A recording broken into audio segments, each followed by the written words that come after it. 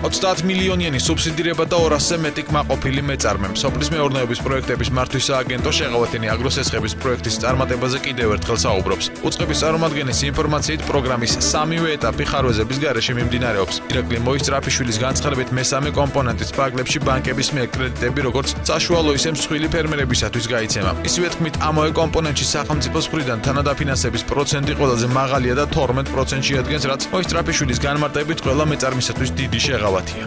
მესამე კომპონენტის ფარგლებში ყველაზე მაღალია თანადაფინანსების პროცენტი.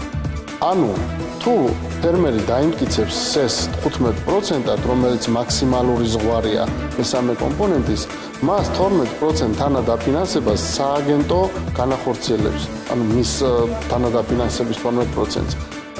ხოლო მას მოუწევს მხოლოდ 3%-ის გადახდა. შეღავათიანი აგროსესხების პროექტის მიმდინარეობას და ახალი საწარმოების აშენებას დადებითად აფასებენ ექსპერტებიც. TV3-თან ირაკლი ლექვინაძე აცხადებს, რომ პროგრამის დადებითი მხარე ისაა, რომ მსხვილ მეწარმეებს და კომპანიებს არ უწევთ თავიანთი კაპიტალით სარგებლობა. მისი თქმით, ეს სოფლის მეურნეობის სამინისტროს სამკომპონენტიანი ინიციატივა წარმატებული აღმოჩნდა იმ კომპანიებისთვის, რომლებიც მანამდე აკმაყოფილებდნენ ბანკების მიერ დაწესებულ მოთხოვნებს.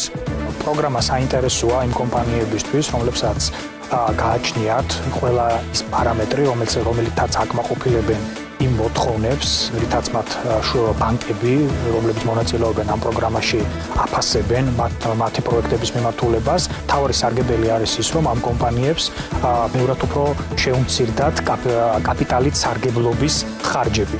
სოფლის მეურნეობის პროექტების განვითარების სააგენტოში აცხადებენ, რომ შეღავათიანი აგროსესხების სამკომპონენტიანი პროგრამის ფარგლებში კიდევ ბევრი ახალი მეწარმე დაფინანსდება.